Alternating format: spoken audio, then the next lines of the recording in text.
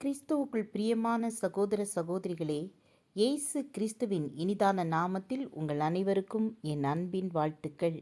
இந்த 6 மாதங்களை கடந்து 7வது மாதத்தை காண செய்த தேவாதி தேவனுக்கு நாம் நன்றி செலுத்துவோம். இந்த ஜூலை மாதம் முழுவதும் கர்த்தர் உங்களை ஆசீர்வதித்து பாதுகாக்க வல்லவராய் இருக்கிறார். இன்றைய நாளுக்கான வேத வசனம் லூக்கா எழுதின சுவிசேஷம் 12ஆம் அதிகாரம் 7ஆம் வசனம். உங்கள் தலையிலுள்ள மயிரெல்லாம் எண்ணப்பட்டிருக்கிறது, ஆகையால் பயப்படாதிருங்கள். அநேகம் அடைக்கலான் குருவிகளை பார்க்கிலும் நீங்கள் விசேஷித்தவர்களாயிருக்கிறீர்கள். அநேக கிறிஸ்தவர்கள் கர்த்தர் தங்கள் மேல் அக்கறை கொள்ளவில்லை. அவர் ஏதோ உயரத்தில் பரலோகத்தில் இருக்கிறார், அவர் பெரிய பெரிய ஊழியர்களின் பிரச்சனைகளில்தான் தலையிடுவார் என்று எண்ணுகிறார்கள். நீங்கள் கூட ஒருவேளை கர்த்தர் என் பிரச்சனையை குறித்து பாராமுகமாய் இருக்கிறாரே, பிரச்சனையை தீர்த்து வைக்கவில்லையே, ஏன் காலதாமதம் பண்ணுகிறார் என்று எண்ணக்கூடும்.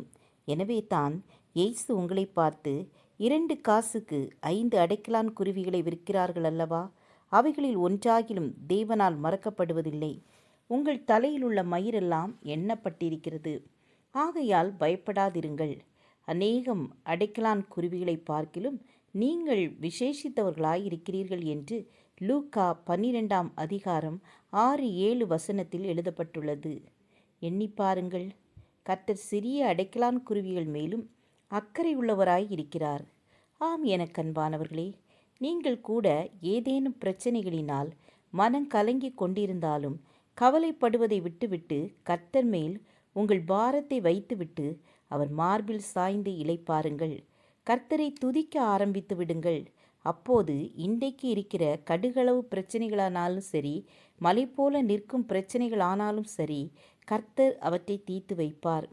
நீங்கள் எதிர்பார்த்திருக்கும் முடிவை உங்களுக்கு கொடுக்கும்படிக்கு நான் உங்கள் பேரில் நினைத்திருக்கிற நினைவுகளை அறிவேன் என்று கர்த்தர் சொல்கிறார். அவைகள் தீமைக்கல்ல, சமாதானத்துக்கேதுவான நினைவுகளே. கர்த்தர் உலகத்தை எல்லாம் சிருஷ்டித்த சர்வ வல்லமுள்ள தேவனாயிருந்தும் கூட உங்களுடைய அன்புள்ள தகப்பனாயிருக்கிறார். உங்களுக்காக பரலோகத்தை துறந்து பூமிக்கு இறங்கி வந்த மனதுருக்கமுள்ளவராயிருக்கிறார். அவர் உங்களை பெயர் சொல்லி அழைத்தும் இருக்கிறார். ஆகவே நீங்கள் பயப்படாதீர்கள். கர்த்தர் உங்களை பொறுப்பெடுத்து ஆசீர்வதிப்பார். ஜெபம் செய்வோம்.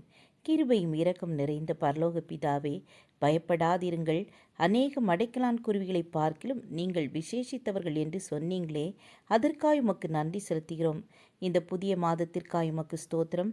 இந்த மாதம் முழுவதும் நீங்கள் எங்களை பாதுகாத்து ஆசீர்வதித்து வழி நடத்துவதற்காய் உமக்கு ஸ்தோத்திரம். இயேசுவின் நாமத்தில் பிதாவே, ஆமேன் ஆமேன். God bless you.